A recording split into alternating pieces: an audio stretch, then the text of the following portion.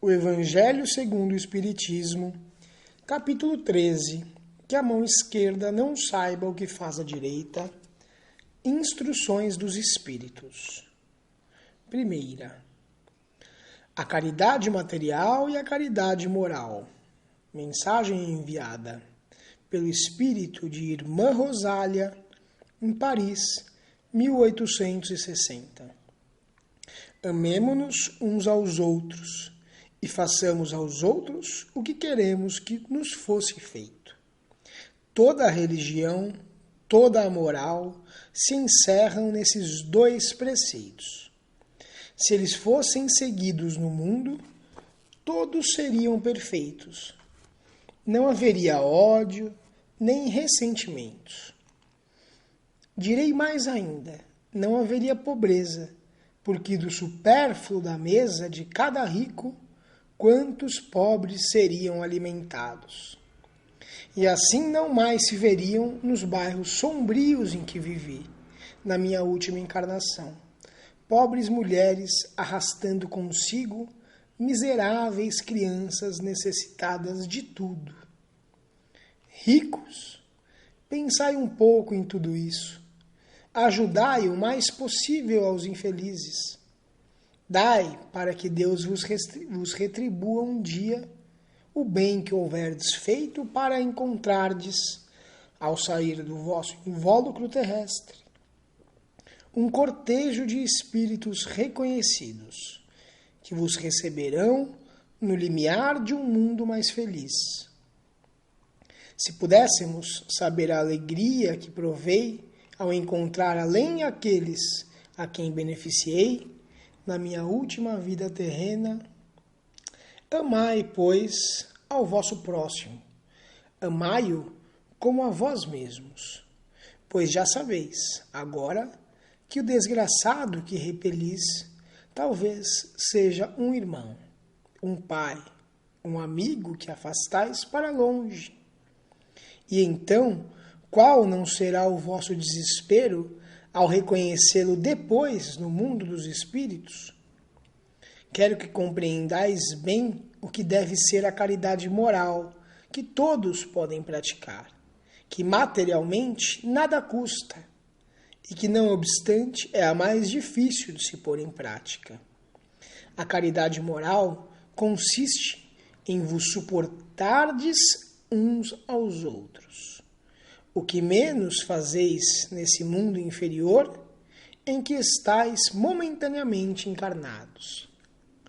Há um grande mérito, acreditai, em saber calar para que o outro mais tolo possa falar.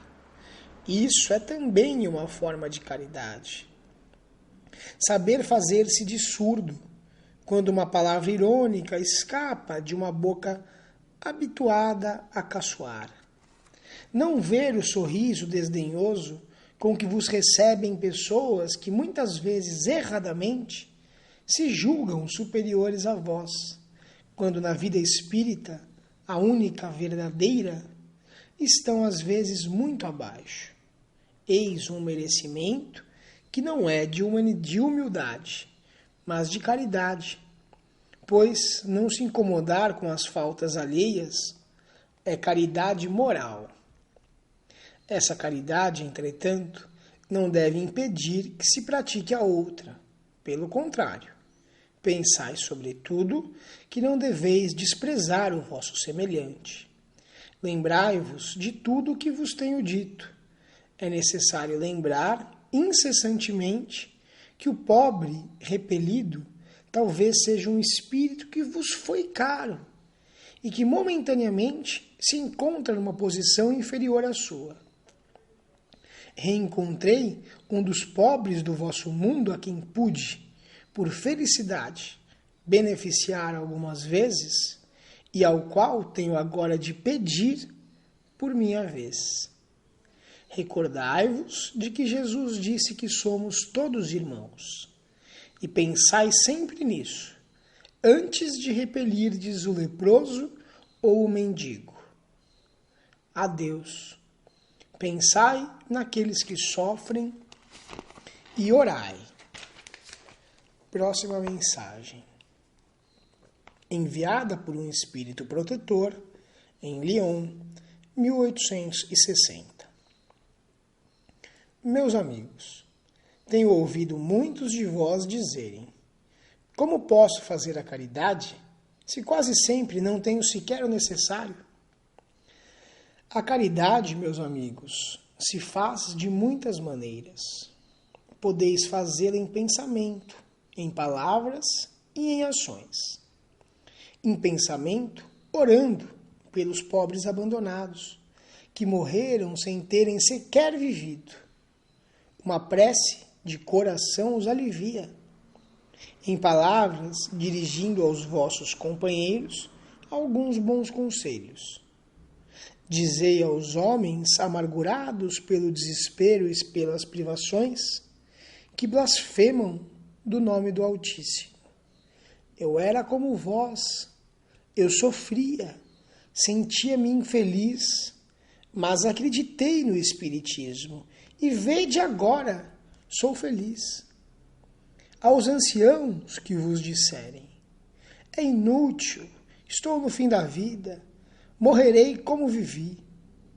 Respondei: a justiça de Deus é igual para todos. Lembrai-vos dos trabalhadores da última hora. As crianças, que viciadas pelas más companhias, perdem-se nos caminhos do mundo, prestes a sucumbir às suas tentações, dizei: Deus vos vê, meus caros pequenos. E não temei repetir frequentemente essas doces palavras que acabarão por germinar nas suas jovens inteligências, e em lugar de pequenos vagabundos, farei deles verdadeiros homens. Essa é também uma forma de caridade. Muitos de vós dizem ainda: somos tão numerosos na terra que Deus pode ver-nos a todos.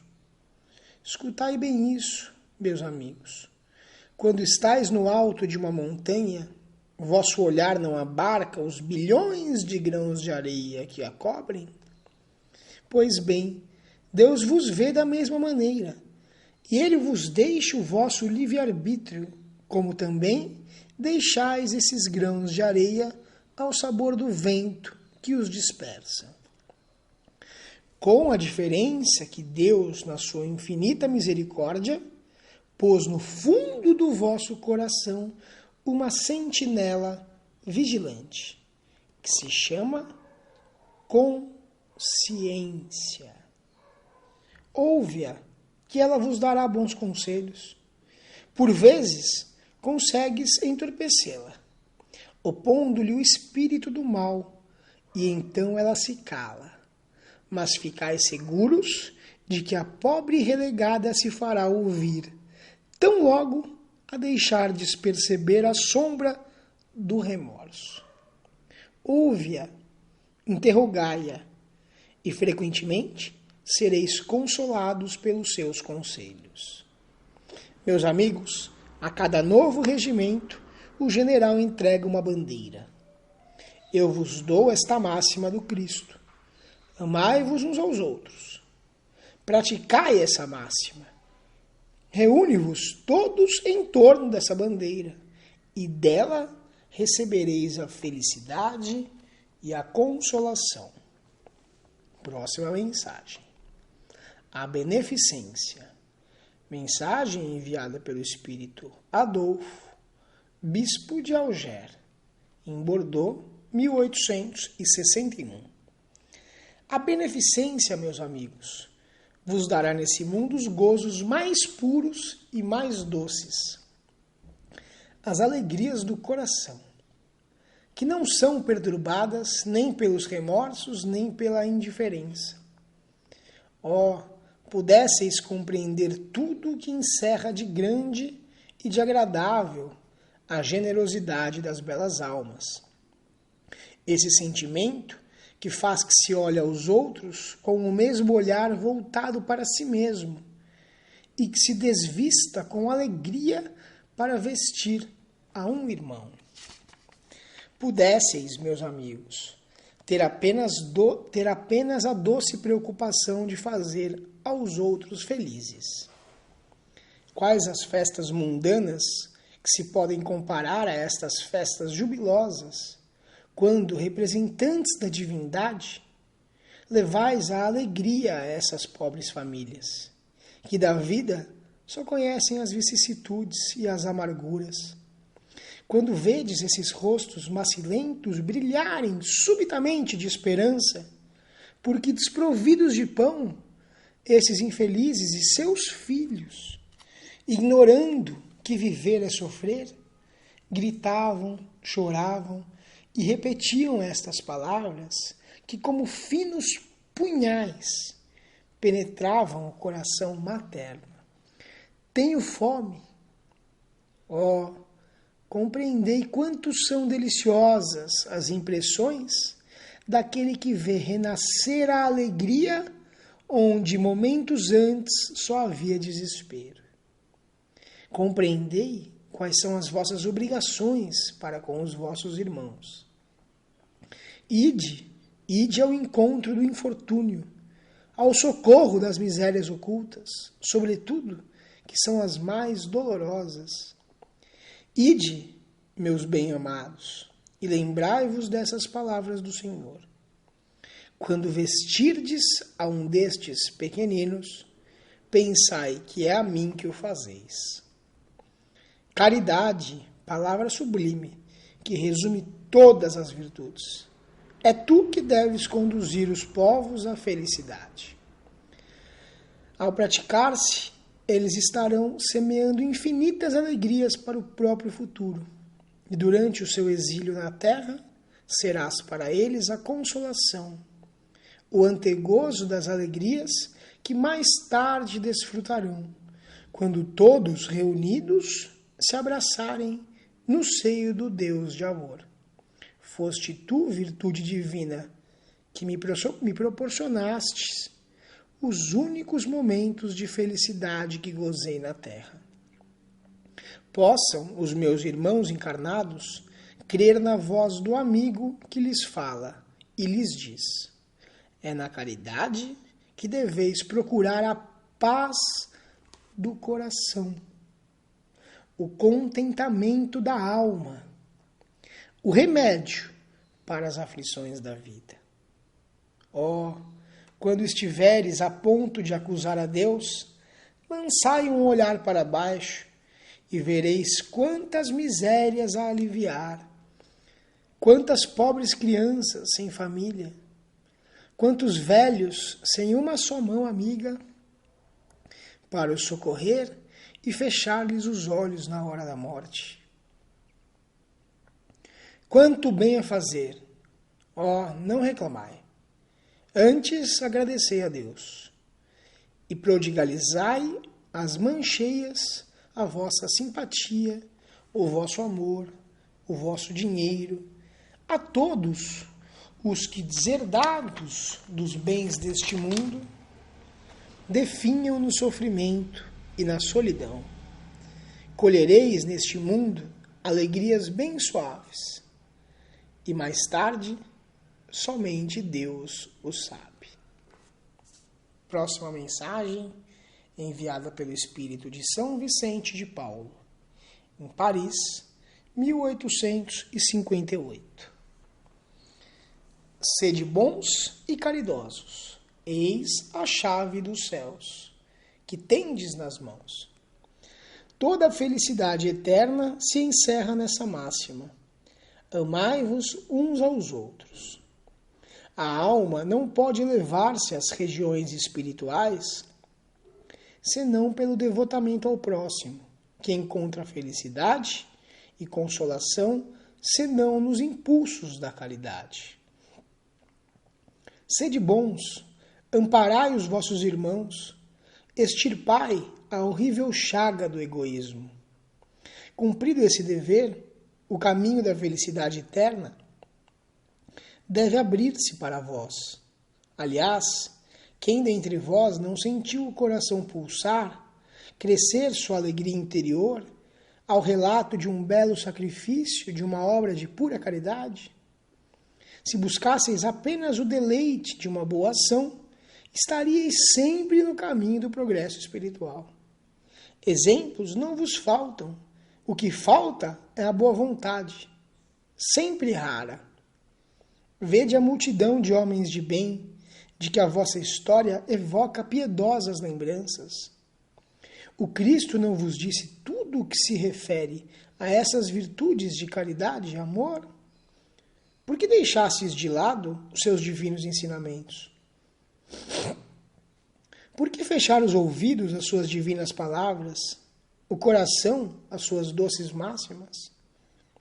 Eu desejaria que se votasse mais interesse, mais fé às leituras evangélicas. Mas abandona-se esse livro, considerado como texto quimérico, mensagem cifrada. Deixa-se no esquecimento esse código admirável. Vossos males provêm do abandono voluntário desse resumo das leis divinas. Lede, pois, essas páginas ardentes sobre a abnegação de Jesus e meditai-as. Homens fortes, amai-vos. Homens fracos, fazei da vossa doçura, da vossa fé, as vossas armas. Tende mais persuasão e mais constância na propagação da vossa doutrina. É apenas o encorajamento que virmos dar, e é para estimular o vosso zelo e as vossas virtudes que Deus permite a nossa manifestação. Mas se quisesseis, bastaria a ajuda de Deus e da vossa própria vontade, pois as manifestações espíritas se produzem somente para os que têm olhos fechados e os corações indóceis. A caridade é a virtude fundamental que deve sustentar o edifício das virtudes terrenas. Sem ela, as outras não existiriam. Sem a caridade, nada de esperar uma sorte melhor, nenhum interesse moral que nos guie.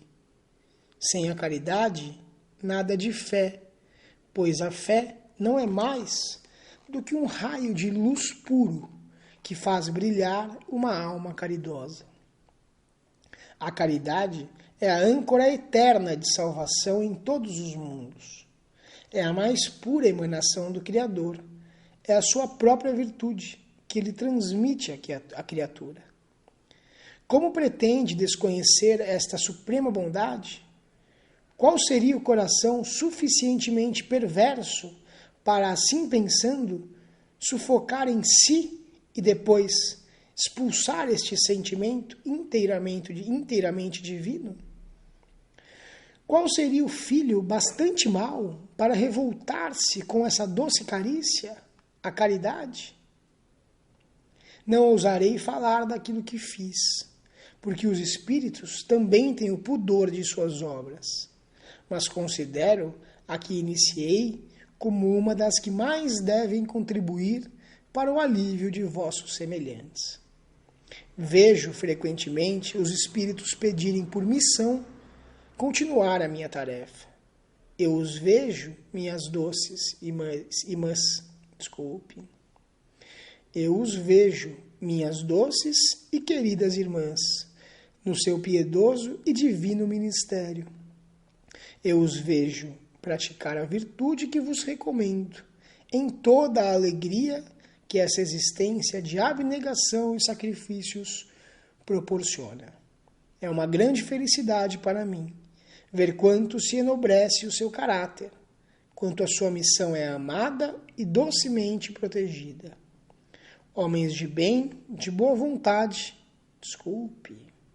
homens de bem, de boa e forte vontade. Uni-vos para continuar amplamente a obra de propagação da caridade. Encontrareis a recompensa dessa virtude no seu próprio exercício. Não há alegria espiritual que ela não proporcione desde a vida presente. Permanecei unidos, amai-vos uns aos outros, segundo os preceitos do Cristo.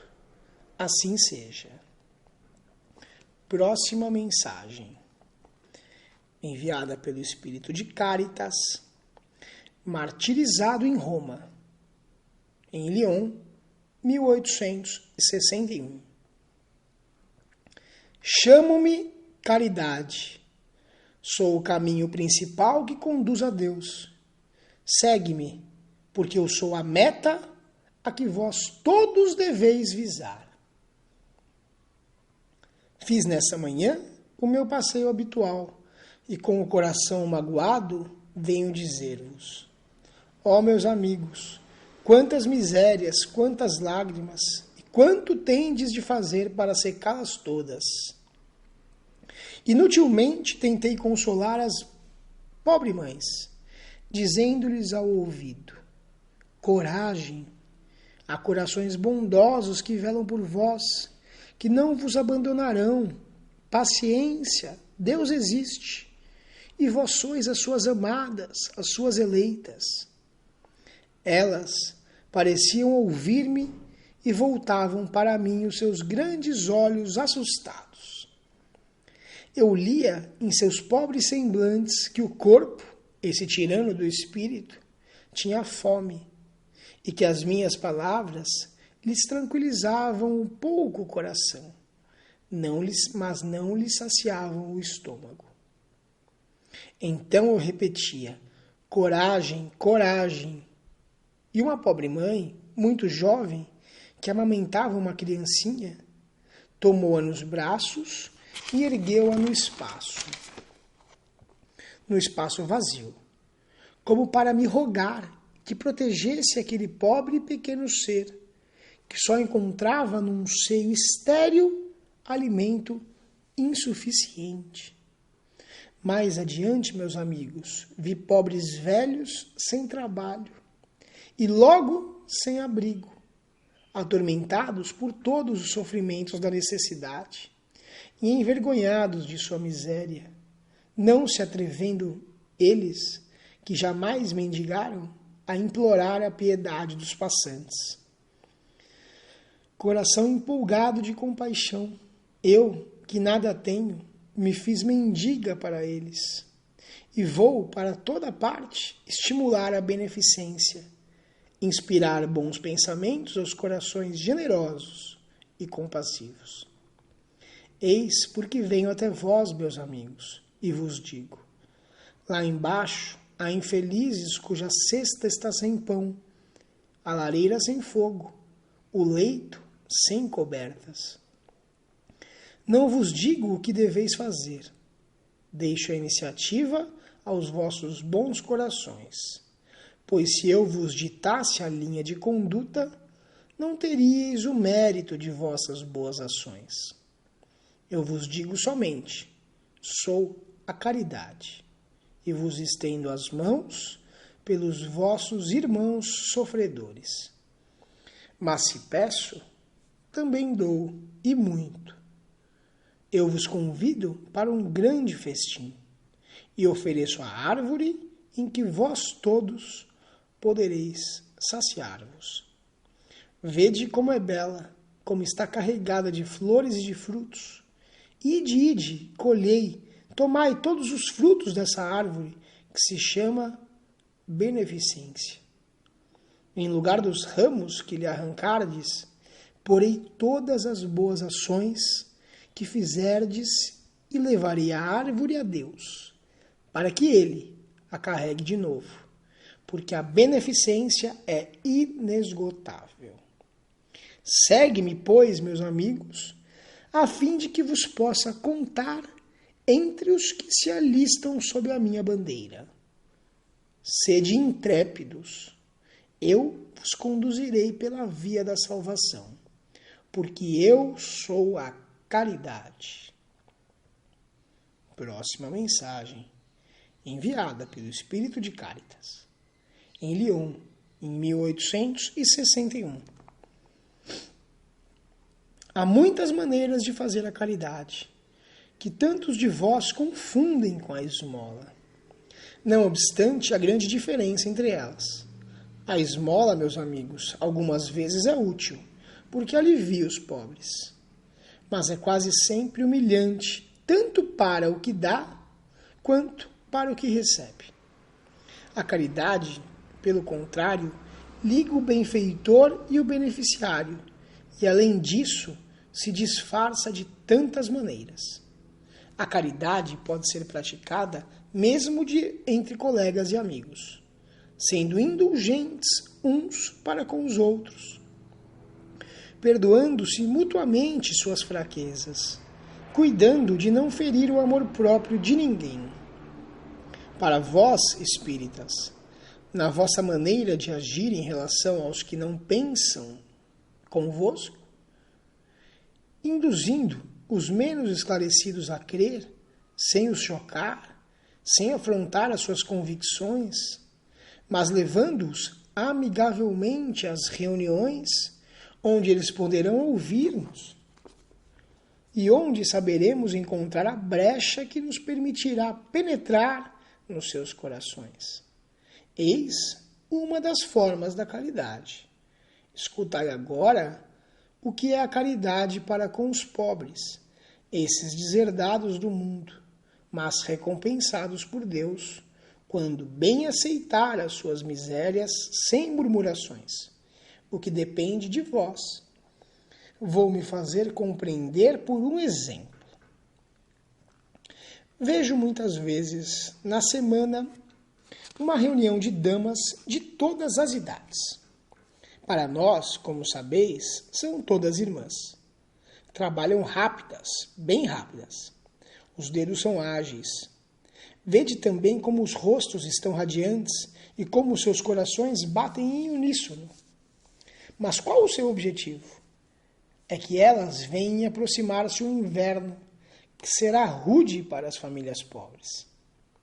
As formigas não puderam acumular durante o verão os grãos necessários à provisão, e a maior parte de seus utensílios está empenhada. As pobres mães se inquietam e choram, pensando nos filhinhos que nesse inverno sofrerão frio e fome. Mas tende paciência, pobres mulheres. Deus inspirou a outras, mais afortunadas que vós. Elas se reuniram e confeccionam roupinhas. Depois, num destes dias, quando a neve tiver coberto a terra, e murmurardes dizendo: Deus não é justo? Pois é esta a expressão comum dos vossos períodos de sofrimento, então vereis aparecer um dos enviados dessas boas trabalhadoras que se constituíram em operárias dos pobres. Sim, era para vós que elas trabalhavam assim, e vossos murmúrios se transformarão em bênçãos, porque no coração dos infelizes o amor segue de bem perto o ódio. Como todas essas trabalhadoras necessitam de encorajamento, vejo as comunicações dos bons espíritos lhe chegarem de todas as partes. Os homens que participam dessa sociedade oferecem também o seu concurso, fazendo uma dessas leituras que tanto agradam. E nós, para recompensar o zelo de todos, e de cada um em particular, prometemos a essas obreiras laboriosas uma boa clientela, que as pagará em moeda sonante de bênçãos, a única moeda que circula no céu, assegurando-lhes ainda, sem medo de nos arriscarmos, que essa moeda não lhes faltará. Próxima mensagem, enviada por um espírito protetor, em Lyon, 1861. Meus caros amigos, cada dia ouço dizerem entre vós: sou pobre, não posso fazer a caridade. E cada dia vejo que faltais com a indulgência para com os vossos semelhantes. Não lhes perdoais coisa alguma, e vos arvorais em juízes demasiado severos, sem vos perguntar se gostaríeis que fizessem o mesmo a vosso respeito. A indulgência não é também caridade? Vós, que não podeis fazer mais do que a caridade e indulgência, fazei pelo menos essa, mas fazei-a com grandeza. Pelo que respeita à caridade material, quero contar-vos uma história do outro mundo. 2 homens acabavam de morrer. Deus havia dito: enquanto esses 2 homens viverem, serão postas as suas boas ações num saco para cada um. E quando morrerem, serão pesados esses sacos.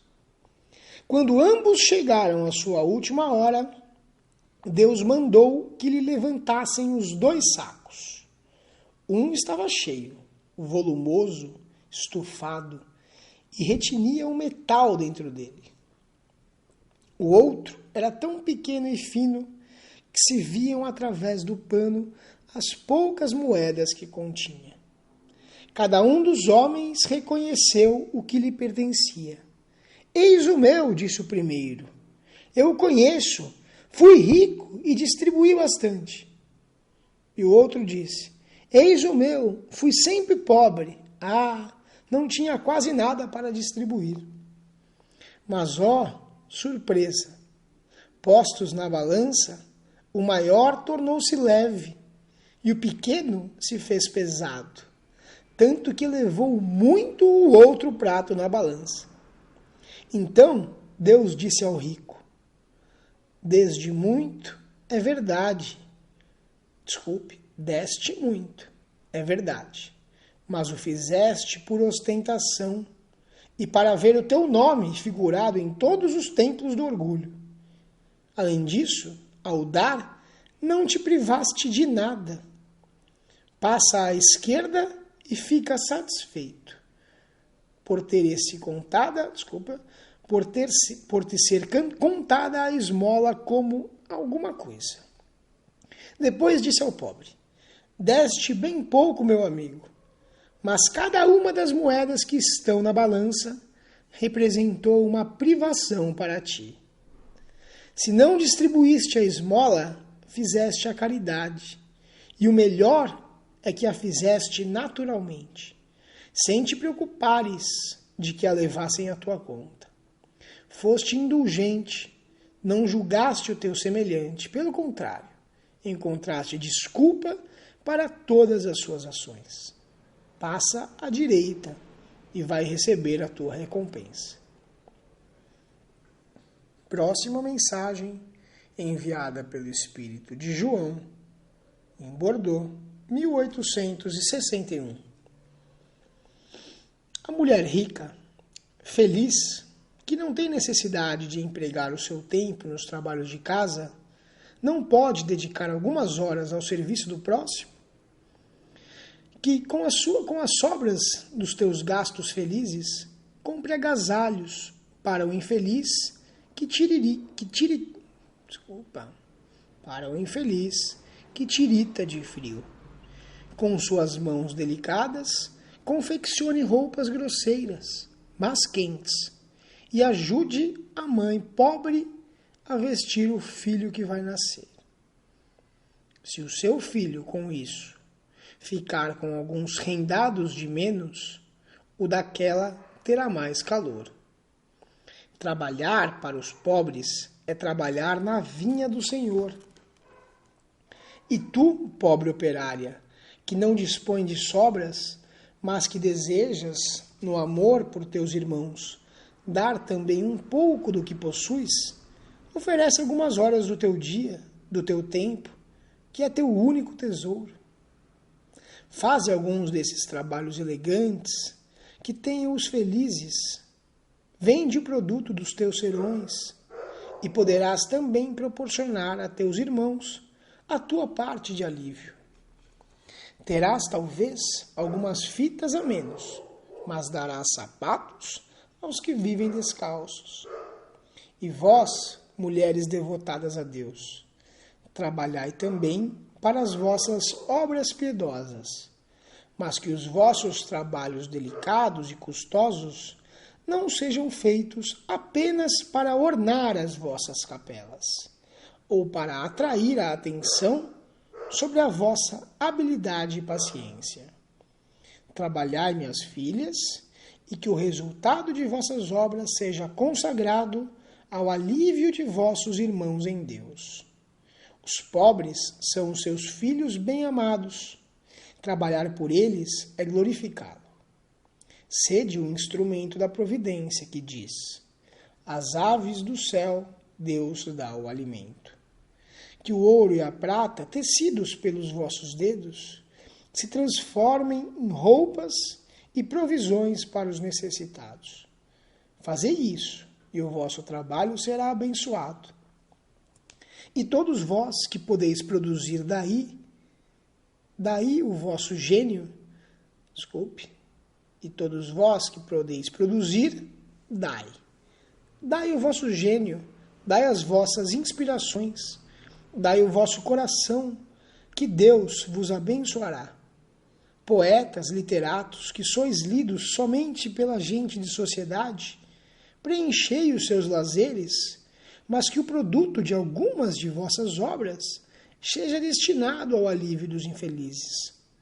Pintores, escultores, artistas de todos os gêneros, que vossa inteligência venha também ajudar os vossos irmãos. Não tereis menos glória por isso, e eles terão alguns sofrimentos a menos. Todos vós podeis dar, a qualquer classe a que pertençais. Tereis sempre alguma coisa que pode ser dividida. Seja o que for que Deus vos tenha dado, deveis uma parcela aos que não têm sequer o necessário, pois, em seu lugar, ficaríeis contentes, se alguém dividisse convosco.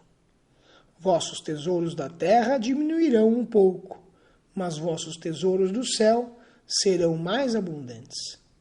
Colhereis pelo cêntuplo lá em cima, o que semeardes em benefício aqui embaixo. Próxima mensagem, a piedade, intitulada A Piedade. Mensagem enviada pelo espírito de Michel, em Bordeaux, 1862. A piedade é a virtude que mais vos aproxima dos anjos. É a irmã da caridade que vos conduz a Deus. Deixai o vosso coração enternecer-se diante das misérias e dos sofrimentos de vossos semelhantes. Vossas lágrimas são um bálsamo que derramais nas suas feridas, e quando, tocados por uma doce simpatia, consegues restituir-lhes a esperança e a resignação, que ventura experimentais. É verdade que essa aventura tem um certo amargor, porque surge ao lado da desgraça, mas, se não apresenta o forte sabor dos gozos mundanos, também não traz as pungentes decepções do vazio deixado por estes. Pelo contrário, tem uma penetrante suavidade que encanta a alma. A piedade, quando profundamente sentida, é amor. O amor é devotamento. O devotamento é o ouvido de si mesmo. E esse ouvido, essa abnegação pelos infelizes, é a virtude por excelência, aquela mesma que o divino Messias praticou em toda a sua vida e ensinou a sua doutrina tão santa e sublime. Quando essa doutrina for devolvida à sua pureza primitiva, quando for admitida por todos os povos, ela tornará a terra feliz, fazendo reinar na sua face a concórdia, a paz e o amor.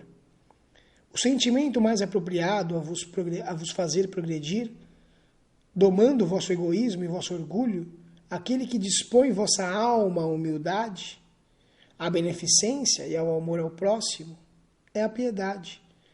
Essa piedade que vos comove até as fibras mais íntimas, diante do sofrimento de vossos irmãos, que vos leva a estender-lhes a mão caridosa e vos arranca lágrimas e simpatia. Jamais sufoqueis, portanto, em vossos corações essa emoção celeste. Nem façais como esses endurecidos egoístas que fogem dos aflitos, para que a visão de suas misérias não lhes perturbe por um instante a feliz existência. Temei ficar indiferentes, quando puderdes ser úteis. A tranquilidade conseguida ao preço de uma indiferença culposa é a tranquilidade do Mar Morto, que oculta na profundeza de suas águas a lama fétida e a corrupção. Quanto a piedade está longe, entretanto, de produzir a perturbação e o aborrecimento de se arreceia o egoísta.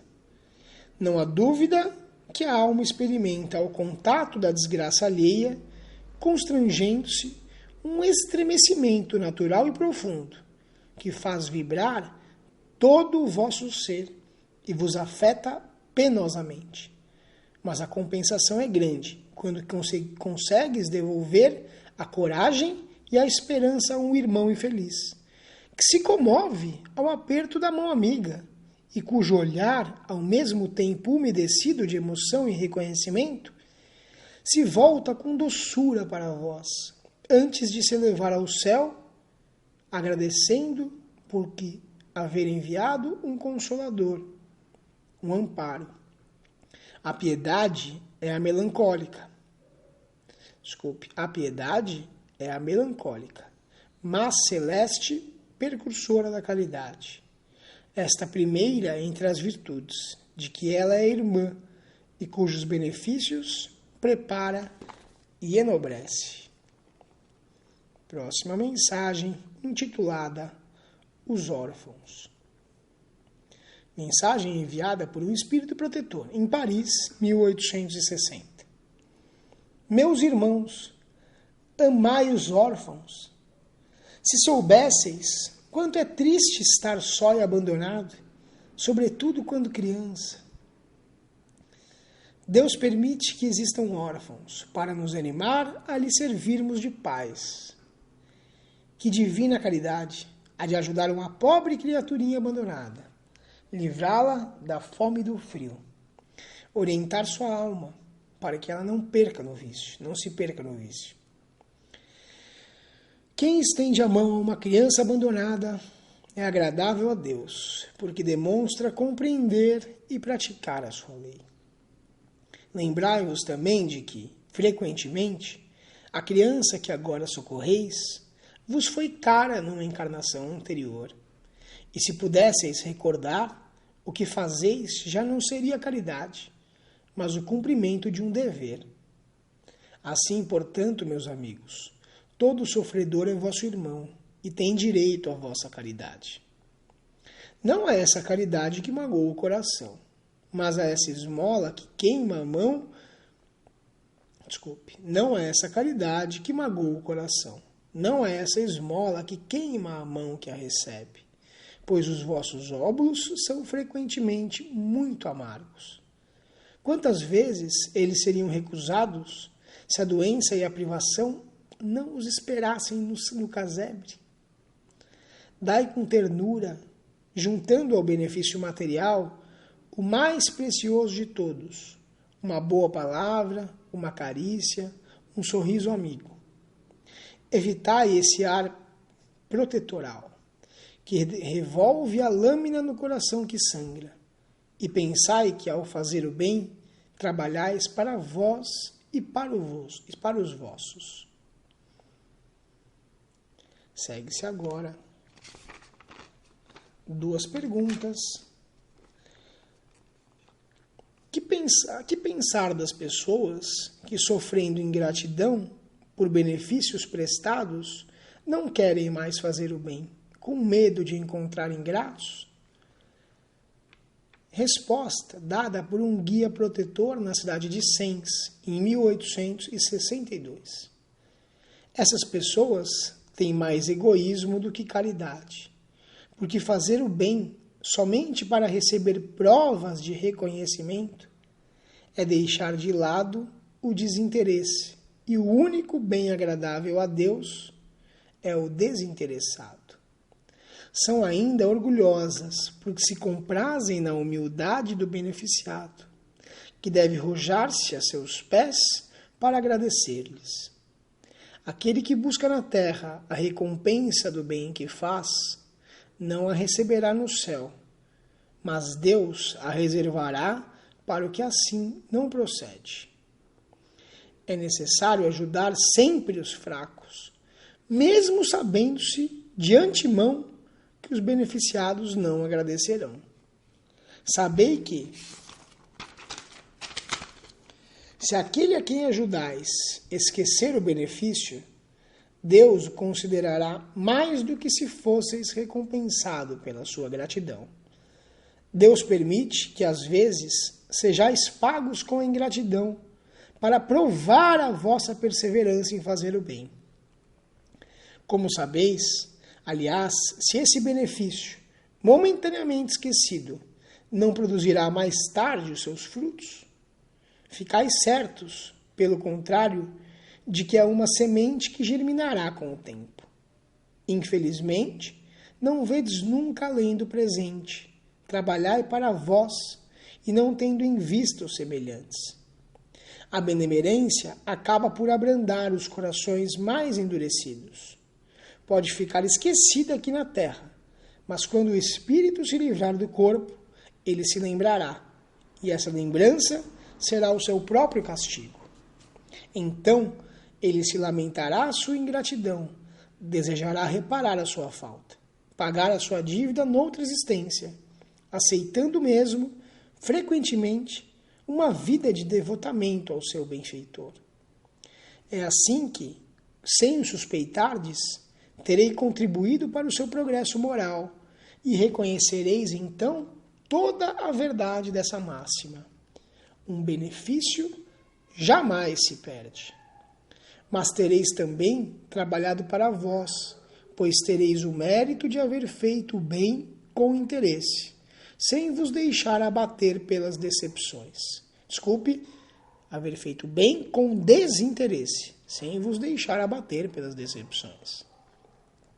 Ah, meus amigos, se conhecesseis todos os laços que na vida presente vos ligam às existências anteriores, se pudesseis abarcar a multiplicidade de relações que aproximam os seres uns dos outros para o seu mútuo progresso, admiraríeis muito melhor a sabedoria e a bondade do Criador, que vos permite reviver para chegardes a Ele.